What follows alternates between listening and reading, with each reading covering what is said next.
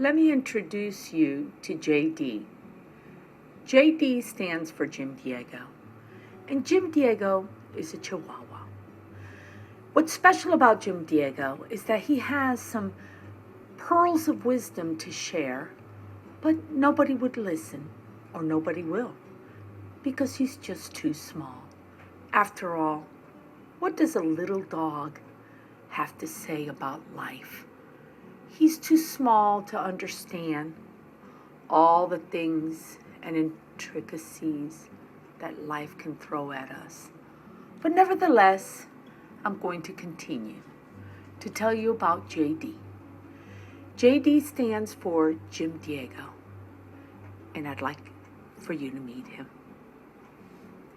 Jim Diego can get bummed out sometimes because of his size. He didn't ask to be a little dog.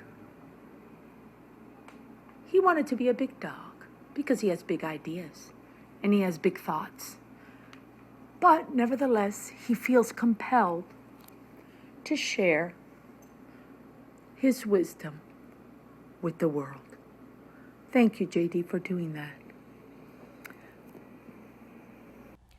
I've been treating Jim Diego, or JD as likes to be called, for several months now. JD has given me permission to share some of his challenges.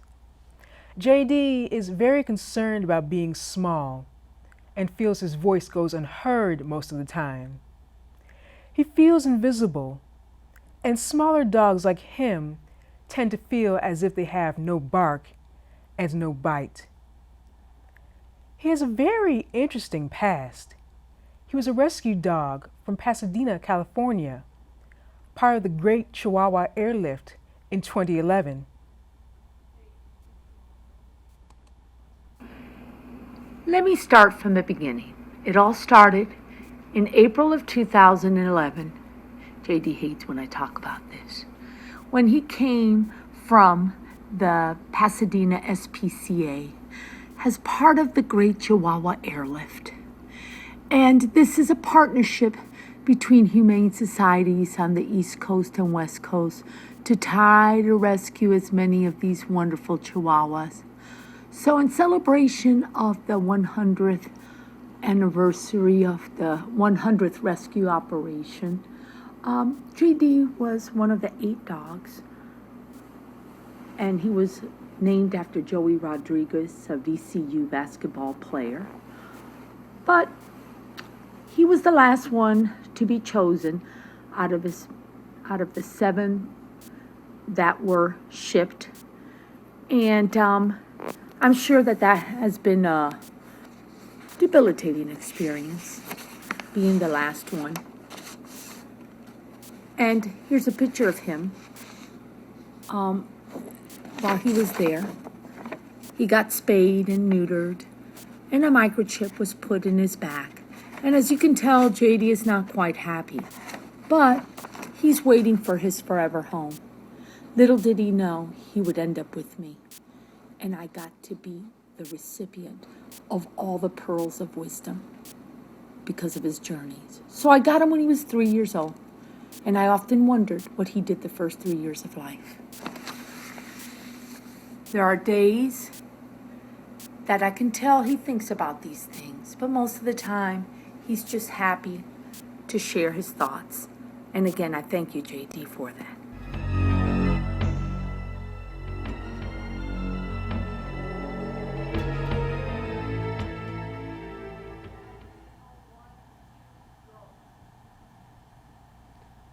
I caught JD on February 14th, Valentine's to be exact.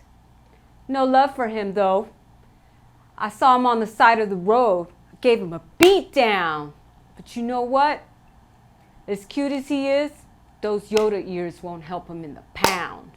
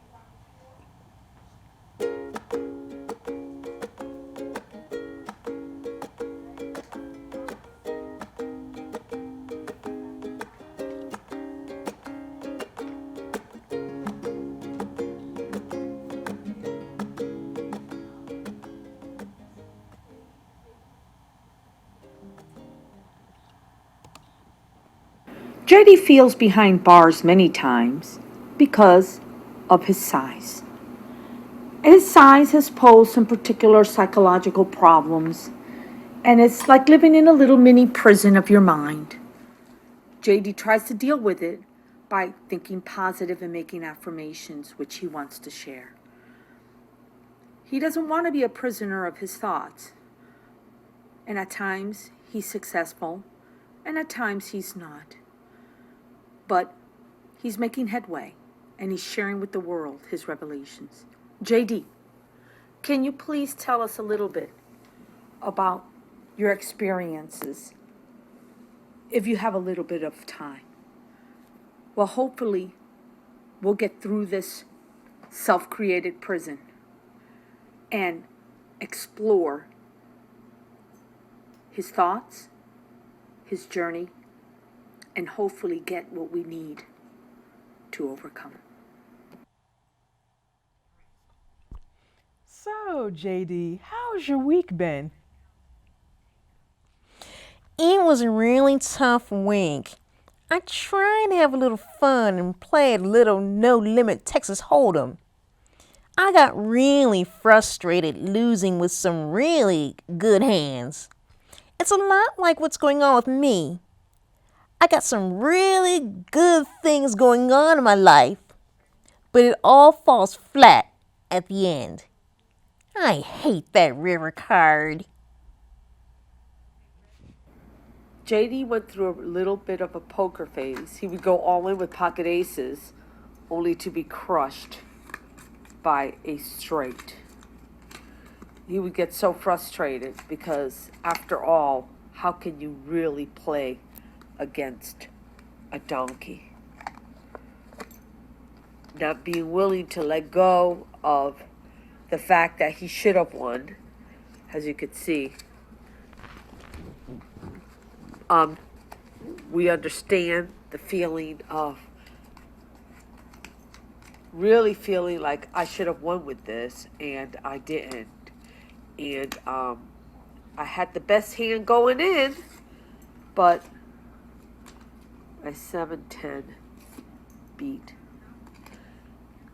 And so JD knows that sometimes in life you can have the best hand, but it's not always enough.